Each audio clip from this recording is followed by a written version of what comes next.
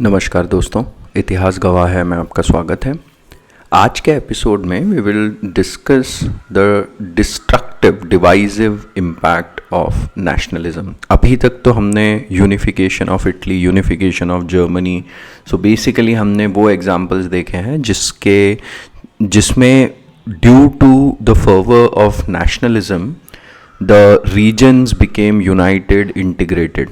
आज हम एक्चुअली इसका डिस्ट्रक्टिव इम्पैक्ट देखेंगे और इसके कारण क्या अल्टीमेटली कॉन्सिक्वेंसेस होंगे, उसके क्या रिजल्ट्स होंगे, आज उस पर हम थोड़ा सा डिस्कशन करेंगे। उसके जस्ट पहले हमने जैसे अभी यूनिफिकेशन ऑफ इटली और जर्मनी ख़त्म किया है, तो हम दो चीज़ें डिस्कस करके फिर आगे बढ़ेंगे। So the first thing we will discuss is what was the difference between unification of Italy and Germany, और दूसरा है how did it impact European politics. सो सबसे पहले differences between unification of Germany और इटली पे अगर हम आते हैं तो हमको सबसे पहले ये पता चलता है कि इटली का unification had a mix of monarchial as well as republican elements. आप गैरिबाल्डी का जो मूवमेंट देखेंगे वो रिपब्लिकन मूवमेंट था, और ऊपर से काउंट कबूर का जो हम मूवमेंट देखेंगे वो वो ड्रिवन बाय मोनार्कियल अप्रोच था। तो दोनों ने एक दूसरे को एक तरीके से काउंटर करते हुए हम इटली का यूनिफिकेशन देखते हैं। बट जो जर्मनी का यूनिफिकेशन था वो प्योरली मोनार्कियल ही था, and as well as monarchial तो था ही, उसमें मिलिटरिस्टिक अप्रोच बहुत थी। सेना का प्रयोग देखा आप, जो सेडान का युद्ध है और जो सेडोवा का युद्ध है, दोनों ही वॉर हुए। उसमें वॉर के बाद फिर जो रीजन्स थे वो इंटीग्रेट किए गए, है ना। तो बहुत ज़्यादा one monarchial and militaristic. Italy also used plebiscite. Italy ने अपने कुछ एरियाज़ में प्लेबिसाइट कराया था फॉर इंटीग्रेशन, तो ये हमको और समझना है। It also had a part revolution, also some war. Germany only took the war approach. तो वही emphasis है फिर से। And then Germany's unification happened under Prussia's term. Prussia was the leader, and जो पहले वॉन बिस्मार्क जो थे वो चांसलर ऑफ प्रशिया थे, फिर वो आगे चल के चांसलर ऑफ जर्मनी बन गए। Whereas इटली का आप देखेंगे कि Piedmont Sardinia had to accept the terms of other states also for the unification to happen. ऐसा नहीं था कि पिडमॉन्ट सार्डिनिया ने सबको अपने में मिला लिया, जबकि इस तरफ हम देखेंगे तो प्रशिया ने ये लीड किया था और इसने ही सबको अपने में मिला लिया और जर्मनी को बना दिया। इस तरीके से हम इसको देखेंगे। Now how did it impact European politics. तो देखिए, यूरोपियन पॉलिटिक्स का अगर आपको फिर से एक रेफरेंस चाहिए तो हमको 1648 की वेस्टफैलिया की संधि पे जाना होगा। 1648 की वेस्टफैलिया संधि हुई थी to basically make a prince choose their religion. कोई भी प्रिंस और रिलीजन मतलब प्रोटेस्टेंट या कैथलिक में से। तो उसमें क्या हुआ था कि हैब्सबर्ग और कैथलिक अलाइज एक तरफ थे और Protestants and French were on one side. अब नाउ फ्रेंच वर, हमको याद है French were Catholic but they were strongly anti Habsburg, that's why they had joined Protestants. तो इनके बीच में संधि हुई थी और आइडिया ये था कि Prince can choose their own religion, और इस तरीके से जो नेशन की एक जो बाउंड्री वाले नेशंस की जो एक कॉन्सेप्ट है वो इंट्रोड्यूस हो जाती है। यहाँ पर नेशनलिज्म नहीं है, ये अलग फॉर्म ऑफ मोनार्कियल नेशनलिज्म है। मोनार्की ही चलते रहेगी काफ़ी सालों तक अंटिल फ्रेंच रेवोल्यूशन, जहाँ नेशन ऑफ पीपल स्टेट का एक कॉन्सेप्ट आ जाएगा। तो उसमें एक ये बात बहुत अच्छे तरीके से इंश्योर करी गई थी कि जर्मनी के जो एरियाज़ हैं उनका यूनिफिकेशन नहीं किया जाए, है ना, उनको ऐसे ही रहने दिया जाए अलग अलग। And that was to ensure the balance of power. अगर आपको याद होगा तो ब्रिटेन को हमेशा बैलेंस ऑफ पावर की बहुत चिंता रहती थी, इसलिए Benjamin डिज़रेली he termed the unification of Germany bigger event in the history of Europe than French Revolution.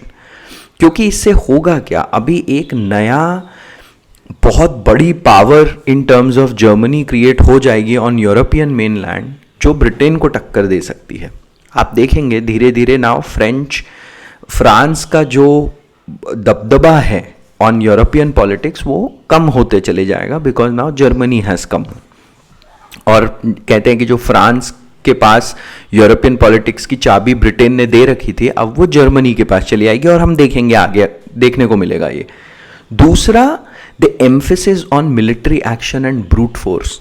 ये जर्मन यूनिफिकेशन के बाद जो था, ये बहुत इम्पॉर्टेंट एक एलिमेंट निकल के आ जाएगा, the emphasis on military action. तीसरा ये कि हमने देखा था कि जो जर्मन कैपिटलिस्ट क्लास था उसका बहुत बड़ा सपोर्ट था टूवर्ड्स यूनिफिकेशन ऑफ जर्मनी, क्योंकि they wanted to be in competition with British capitalist class. So इससे अब जर्मनी और ब्रिटेन के बीच में एक बहुत बड़ा इकोनॉमिक, ये दोनों बहुत एक दूसरे के इकोनॉमिक एडवर्सरीज बन जाएंगे, क्योंकि now Germany will come across as a powerful country after being united. And finally, although Italy acquired Rome during Germany के यूनिफिकेशन में, क्या होगा कि जब नेपोलियन 3 जो उन्होंने रोम में सेना रख रखी थी वो लेके जाएंगे, तो इटली रोम को भी अपने अधीन कर लेगा, और फिर पोप का जो वेटिकन सिटी है उसको फिर भी मतलब पोप के अधीन रखेगा. बट इटली रोम अक्वायर कर लेगा और वेनिशिया भी ले लेगा. बट फिर भी इटली को फील होते रहा कि उसका यूनिफिकेशन अभी कंप्लीट नहीं हुआ है, and it felt like expanding into other territories in Adriatic. जो वहाँ पे जो एक सी है एड्रियाटिक सी, उसके आसपास की जो टेरिटरीज है उसमें इटली को एक्सपांड करने का लगेगा. And during first and second world war it will try that, and you know like it will lead to certain events during first and second world war. तो ये जो दो कुछ इम्पैक्ट है on European politics of unification of Italy and Germany. अब आते हैं हम डिस्ट्रक्टिव इम्पैक्ट ऑफ नेशनलिज्म. तो देखिए, ये जो 3 एम्पायर्स हैं, ऑटोमन, हैब्सबर्ग और रशियन, इन पे इसका सबसे ज़्यादा इम्पैक्ट देखने को मिलेगा. क्यों? क्योंकि multi ethnic, multi lingual, multi religious groups were present in these empires. बहुत सारे अलग अलग एथनिसिटीज़, लैंग्वेजेस, रिलीजन था, क्रिश्चियनिटी भी थी, इस्लाम भी था, है ना, और there were Jewish communities as well. तो बहुत सारे डिफरेंट टाइप के ethnicities, language and religious groups थे यहाँ पे. Then a modern and progressive approach would have been to try to let them express their own identities and keep them integrated, but ऐसा नहीं था. हमको पता है कि ये तीनों empires जो थे ये kind of opposite direction में गए, जो who tried to cope the modern nationalism that arose with थोड़ा सा ब्यूरोक्रेसी, थोड़ा सा मिलिट्री, थोड़ा सा मोनार्कियल अप्रोच, सप्रेस करने का कोशिश किया. अब देखिए कितने अलग अलग ग्रुप है, चेक हैं, स्लाव्स हैं, मग्यार्स हैं, who will later become Hungary जो है वो मग्यार्स हैं, पोल्स हैं, सर्ब्स हैं, क्रोट्स हैं, फिर सेंट्रल एशिया में स्टेपीज पे लोग हैं. तो ये इतने सारे डिफरेंट ग्रुप्स हैं, और भी हैं, बहुत छोटे छोटे भी हैं, बट ये मैं मेजर आपको बता रहा हूँ. तो इतने सारे अलग अलग ग्रुप को आप कैसे सप्रेस करोगे, ठीक है. और फिर फाइनली एक और फैक्टर क्या हुआ कि गवर्नमेंट जॉब्स में language barrier came across as a big demand. मतलब अलग अलग लैंग्वेज ग्रुप्स ने अपने अलग अलग नेशंस की मांग ही इसलिए शुरू कर दी, डिमांड ही इसलिए शुरू कर दी, क्योंकि उनको रियलाइज हुआ कि गवर्नमेंट जॉब्स में उनको कोई चांस ही नहीं मिल सकता. क्योंकि क्या किया, जो मोनार्क्स थे या जो ब्यूरोक्रेटिक स्ट्रक्चर था उसमें एक ही लैंग्वेज को प्रेवलेंट रखा. तो यहाँ पे भी एक बहुत बड़ी गड़बड़ हुई, ठीक है. और ये मैं बार बार आपको ना इंडिया के बारे में सोचने के लिए कहूँगा जब भी हम ये इस तरीके के डिसइंटीग्रेशन डिस्कस कर रहे हैं, क्योंकि देखिए हम क्या डिस्कस कर रहे हैं, multi ethnic, multi lingual and religious groups. Multi religious वो डिवाइड होंगे, और इंडिया क्या है, इसका एक एग्जैक्ट ऑपोजिट एग्जाम्पल बन के हमको वर्ल्ड में दिखाई देता है। तो बार बार आपको ये क्वेश्चन पूछना जरूरी है कि इंडिया ने ऐसा क्या किया। That's why you have to wonder, what did India do after its independence? What did the makers of our constitution do after independence, which kept us unified as a country? ये बहुत important बात है। राष्ट्र की एकता पे ध्यान देना एक बहुत इंपॉर्टेंट बात है, और कैसे रखा गया इसको भी हमको थोड़ा सा क्वेश्चन पूछना जरूरी है। इसके आंसर आपको, अगर if you are very curious, you will find answers in my series on modern India का हिस्ट्री। तो उसमें आप जरूर सुनिए, एटलीस्ट पोस्ट इंडिपेंडेंस इंडिया पे जो एपिसोड्स है वो आप सुनेंगे तो काफ़ी क्लैरिटी आने लगेगी। बट ये क्वेश्चन आना बहुत ज़रूरी है कि एक तरफ नेशनलिज्म ने इतना भयंकर डिवीजन किया और दूसरी तरफ इंडिया फिर भी यूनाइटेड रहा, हाउ एंड वाई। ठीक है, तो अब सबसे पहले इन 3 एम्पायर्स के इंटीग्रेशन में हम डिसइंटीग्रेशन ऑफ ऑटोमन एम्पायर के बारे में बात करेंगे। और इस डिसइंटीग्रेशन ने एक प्रॉब्लम को जन्म दिया, एक प्रॉब्लम खड़ी करी जिसको हम Balkan issue, Balkan problem, problem in the east, इन सब नामों से जानते हैं। ईस्ट का प्रॉब्लम, इसको हम इस नाम से जानते हैं। अब देखिए, in addition to whatever I stated, मतलब multi ethnic, multilingual, government jobs में एस्पिरेशंस, उसके कारण से अलग लैंग्वेज वाले नेशन का डिमांड, सप्रेशन वाला अप्रोच, ऑल ऑफ दैट तो वर ट्रू। ऑटोमन में एम्पायर में एक और ट्रू बात ये थी कि Ottoman empire was already declining and there was a tremendous interference from European powers. जो मेटरनिक ने जो पद्धति लाई थी वो एक्चुअली मतलब लागू ऑटोमन पे भी होनी चाहिए थी, बट यूरोपियन पावर्स क्या करते थे, आपस में इंटरफेरेंस नहीं करते थे एक दूसरे में, बट ऑटोमन में सब लोग इंटरफेयर करना चाहते थे। और दूसरा ये था कि Ottomans also had some Christian population in their empire, and that also gave chance to European powers to interfere further. अब हुआ ये कि भाई डिक्लाइनिंग एम्पायर था, तो सारी यूरोपियन पावर्स को जैसे कद्दू कटेगा तो सब में बटेगा टाइप, कि भाई कुछ हो रहा है तो अब हमको भी इसमें कुछ ना कुछ चाहिए। इसलिए Europe wanted to take advantage of the situation, and there was clash of interest in these powers, between these powers leading to more complication। यही मैं अब धीरे धीरे बाल्कन प्रॉब्लम्स पे बात करना शुरू कर रहा हूँ। तो जैसे एक सबसे बड़ा इशू क्या था, एक सबसे बड़ा इशू था, आप अगर टर्की की लोकेशन देखेंगे, इस्तांबुल की ही लोकेशन देखेंगे, तो इस्तांबुल से स्ट्रेट ऑफ बॉस्फोरस पास होती है और फिर वो सी ऑफ मरमरा में नीचे साउथ की तरफ, और वहाँ से डार्डेनेल्स स्ट्रेट है जो सीधे मेडिटेरेनियन को से कनेक्ट हो जाती है। तो ये एक बहुत बड़ा इशू था, क्योंकि क्या है कि जिस कंट्री का इन दोनों स्ट्रेट्स पे कंट्रोल रहेगा, if Russia has it, then उनका सीधे ब्लैक सी से मेडिटेरेनियन सी में वो अपने whatever commercial ships, war ships सारे ला सकते हैं, राइट। तो that became like a massive issue, massive contentious issue. The second was कि ब्रिटेन को हमेशा ये डर लगा रहता था कि भाई रशिया जो मिडिल ईस्ट से इंडिया की तरफ आने की कोशिश कर रहेगा और इंडिया का एम्पायर पे अपना अधिकार जमाने की कोशिश करेगा, ये हमेशा ब्रिटेन को लगता था। और इसलिए ब्रिटेन को हमेशा ये डर रहता था कि ये वाला जो रीजन है, उस रीजन में वो ये चेक करके रखे कि रशिया कैसे एक्सपांड कर रहा है, रशिया की गतिविधियों पे अपने उसके जितनी चीज़ें हैं उस पर ध्यान दिया जाए।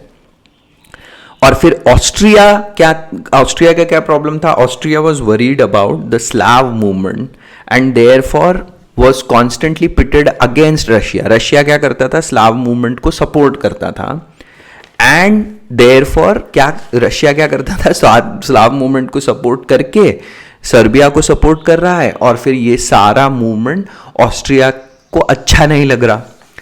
And then Germany did not have direct interest in Balkan, but it got embroiled in Balkan because of Austria, और हम समझेंगे कैसे।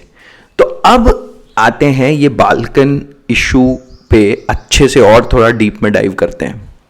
मैंने आपको बता दिया कि क्या क्या प्रॉब्लम्स हो रही थी, है ना। जर्मनी के बारे में बताया, ऑस्ट्रिया के बारे में बताया, ब्रिटेन को क्या इश्यूज थे और रशिया का क्या ध्यान रहता था हमेशा। अब देखिए 1832 में ग्रीस को फ्रीडम मिल गई थी, है ना।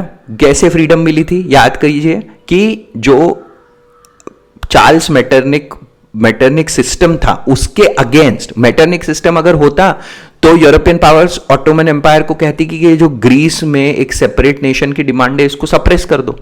यही कह रहा था ना यूरोप मेटरनिक सिस्टम में, यही कहा गया था ना कि ये फालतू अलग अलग बातों, अलग अलग जो मूवमेंट चल रहे हैं इनको सप्रेस करो। But what did Britain and what did other European powers do? They saw, अरे ग्रीस तो इसे क्रिश्चियन पॉपुलेशन है तो इसको अब अलग करने के लिए सपोर्ट किया जाए और ग्रीस को फिर 1832 में फ्रीडम मिल जाती है। तो सबसे पहले हमने ग्रीस की फ्रीडम तो डिस्कस कर ही ली थी।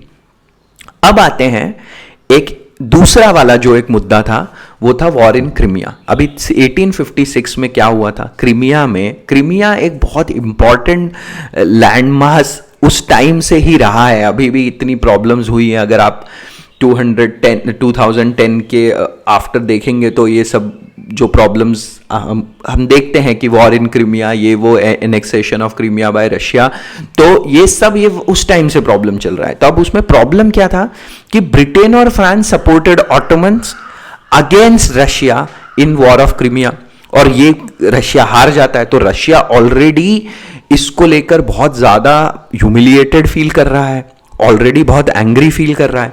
तो अब क्या होता है 1859 में, मैंने क्या कहा, ऑटोमन अभी वो वाला एरिया जो है वहां पे रूम पॉपुलेशन जो है, रूम, वो एक सेपरेट नेशन की डिमांड करने लगते हैं।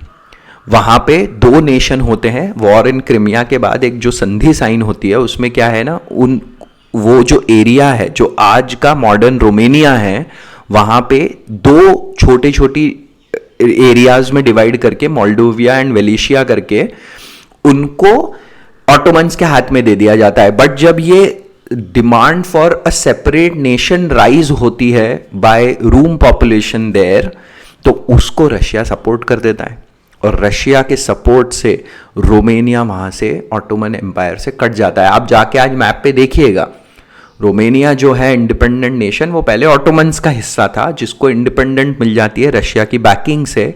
तो नया 1859 में रोमेनिया बन जाता है, क्योंकि रशिया को तो कुछ बदला लेना है ना अभी क्रीमिया की ह्यूमिलिएशन का, तो वो ये करता है। तो अब वहां पे 1859 में रोमेनिया बन जाता है। तो रोमेनिया बन गया, ग्रीस बन गया। अब आते हैं एक और प्रॉब्लम पे, जो बोस्निया और हर्जेगोविना, ये जो दो कंट्रीज थी, यहां पर क्या होता है ना, स्लाव, देखिए बोस्निया, हर्जेगोविना, सर्बिया, मॉन्टेनिग्रो, यहां पे बहुत बड़ी स्लाव पॉपुलेशन रहती है, ठीक है। तो अब इन स्लाव पॉपुलेशन, इसका एक मूवमेंट शुरू हो जाता है where they are demanding freedom of on their own, है ना। और इसमें क्या है, सर्बिया एंड मॉन्टेनिग्रो, अभी इनको फॉर्मल फ्रीडम मिली नहीं है, बट वो रीजन अब सर्बिया और मॉन्टेनिग्रो के अपने ऑलमोस्ट एक इंडिपेंडेंट रीजन्स की तरह बिहेव कर रहे हैं, क्योंकि ऑटोमन का हिस्सा थे and Ottoman empire is weak. So Ottoman first tried to suppress the demand for a separate nation in Bosnia and Herzegovina.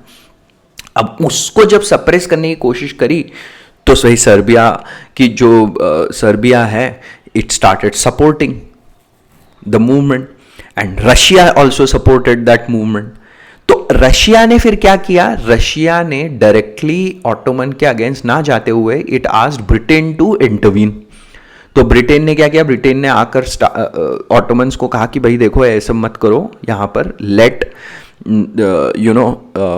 This Bosnia and Herzegovina वाला जो डिमांड है, आप इसको ऐसे सप्रेस नहीं कर सकते। But then Britain also said कि यार यहां पर ऑटोमन्स का ही होना चाहिए राज्य। अब रशिया तो भाई इन्वॉल्व हो ही चुका है ना, तो रशिया ने क्या करता है, रशिया ब्रिटेन के ये कहने के बाद उस ऑटोमन्स पे मिलिट्री प्रेशर क्रिएट करता है and Russia signs the treaty of Saint Stefano in 1877, ठीक है।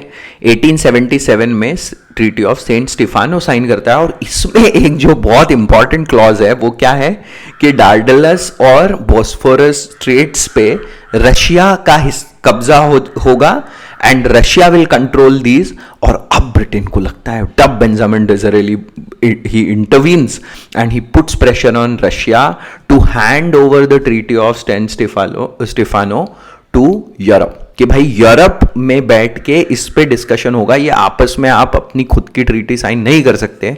और क्योंकि अब ब्रिटेन डर गया कि अरे ये तो इनको तो पूरा वहां से ब्लैक सी से मेडिटेरेनियन सी का फुल कंट्रोल में आ गया, सीधे इनका शिप सीधे मेडिटेरेनियन में आ सकता है, हमको प्रॉब्लम कर सकता है, तो देन ब्रिटेन इंटरवीन्स। अब देखिए क्या होता है, देखिए 1859 में 1859 तक जब रोमानिया बना था तो the centre of European politics was Paris, France था। और जैसे ही अब यूनिफिकेशन ऑफ जर्मनी हो गया 1870 में, तो ये सेंटर शिफ्ट होके बर्लिन में आ जाएगा। तो जब यूरोप में आप यूरोप को सौंप दो स्टीफानो की ट्रीटी, ये अब आगे का काम होगा under auto von Bismarck in Berlin and not Paris.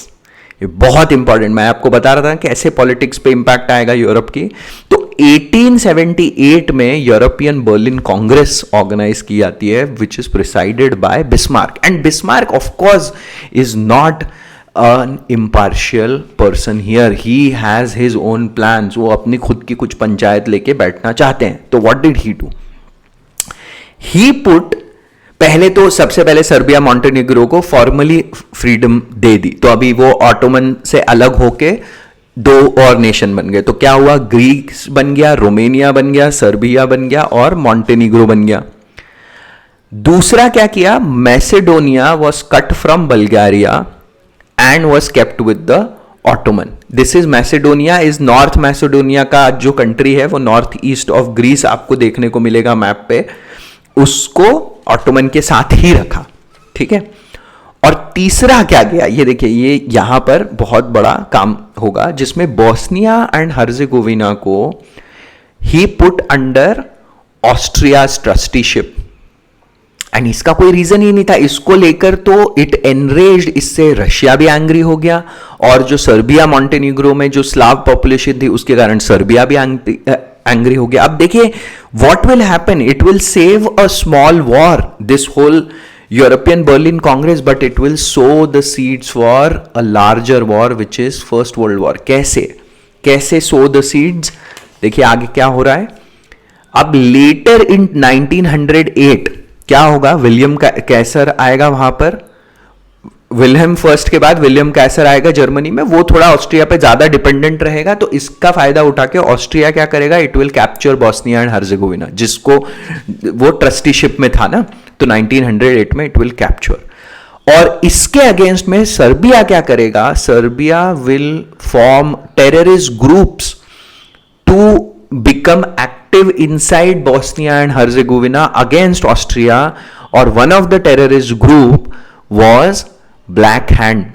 यही Black Hand आगे ऑस्ट्रियन प्रिंस जून 1914 में जब Austrian prince archduke Ferdinand he will go from capital of Bosnia to Sarajevo, वहां पे उसको असैसिनेट कर देगा, and that will become an immediate reason of starting of first world war. Immediate reason, तात्कालिक कारण, ये लॉन्ग टर्म रीजन तो मैं आपको बता ही रहा हूं सारे, ठीक है, बट इमीडिएट रीजन वो बन जाएगा।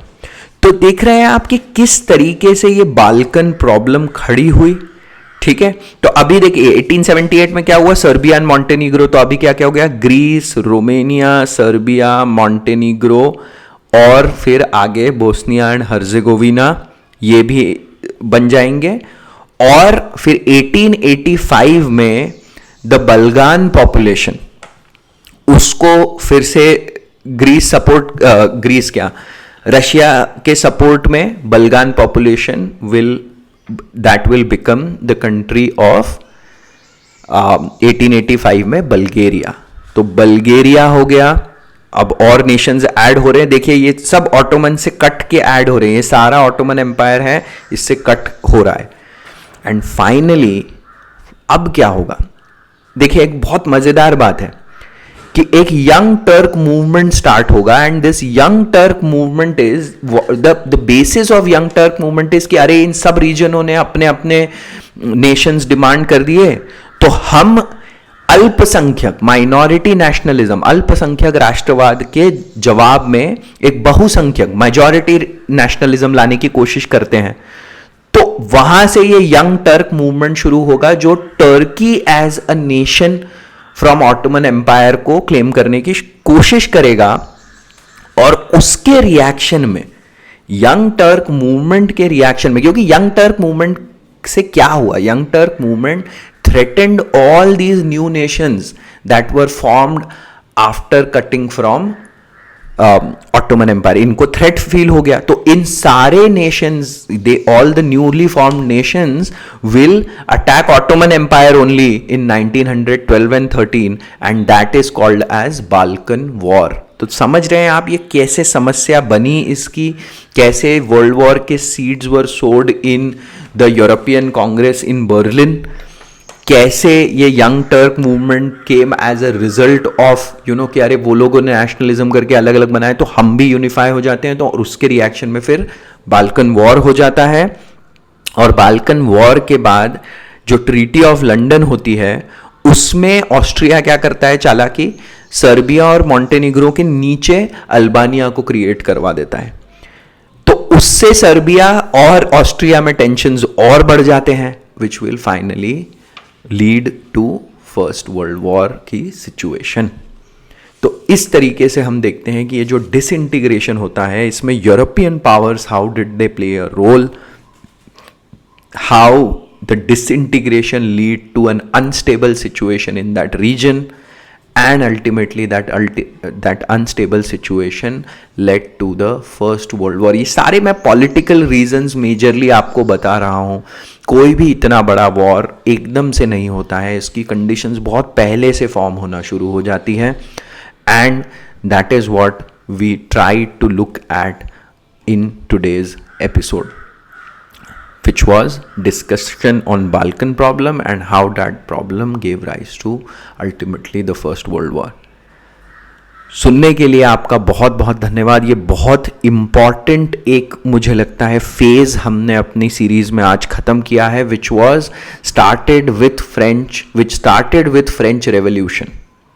ठीक है, और आप कह रहे हैं, सोच रहे होंगे कि भाई हैब्सबर्ग और रशियन का क्या हुआ, तो हम देखेंगे कि हैब्सबर्ग का डिसइंटीग्रेशन भी होगा after first world war, when Austria and Austro Hungarian empire which was on the losing side will be divided, but Russian empire फिर भी रहेगा, and that will finally disintegrate in 1989।